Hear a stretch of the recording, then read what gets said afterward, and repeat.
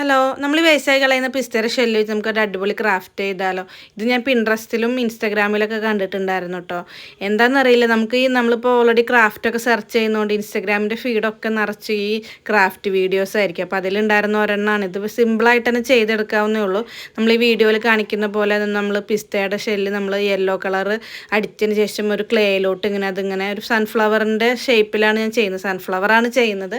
അപ്പോൾ ആ ഒരു രീതിയിൽ നമ്മൾ ഒട്ടിച്ചെടുക്കുക. നടുക്കിൽ എന്നിട്ട് ഒരു കമ്പ് കുത്തിയതിന് ശേഷം ഞാൻ അതിന് ഗ്രീൻ കളർ കൊടുക്കുക. പിന്നെ നമ്മൾ ലീഫിൻ്റെ ഷേപ്പിൽ ഇതുപോലെ തന്നെ പിസ്ത ഒട്ടിച്ചെടുക്കുകയാണ് കേട്ടോ ചെയ്യണം. അപ്പോൾ നിങ്ങൾ വീഡിയോ നോക്കുകയാണെങ്കിൽ നമുക്കത് കാണാൻ പറ്റുന്നതാണ്. അപ്പോൾ നമ്മൾ ആ ലീഫിൻ്റെ ഷേപ്പിൽ ഒട്ടിച്ചെടുത്തതിന് ശേഷം ഗ്രീൻ കളർ തന്നെ പെയിൻറ്റ് ചെയ്യുന്നുണ്ട്. പിന്നെ ഞാനൊരു കുപ്പി നമ്മൾ പ്ലാസ്റ്റിക്കിൻ്റെ ഒരു സ്ക്വയർ ഷേപ്പുള്ള കുപ്പി കട്ട് ചെയ്തതിന് ശേഷം അടിഭാഗത്ത് നമ്മളിതുപോലെ ജൂട്ടിൻ്റെ ത്രെഡ് ഒട്ടിച്ച് കൊടുക്കുകയാണ്. പിന്നെ ഇതുപോലെ കുറച്ച് ക്ലേയും കൂടെ ആ പാത്രത്തിലേക്ക് വെക്കുന്നുണ്ട്.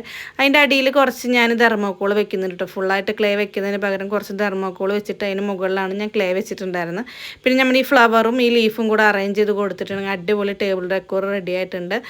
ഇഷ്ടമായോ എന്ന് കമൻറ്റ് ചെയ്ത് പറയണേ.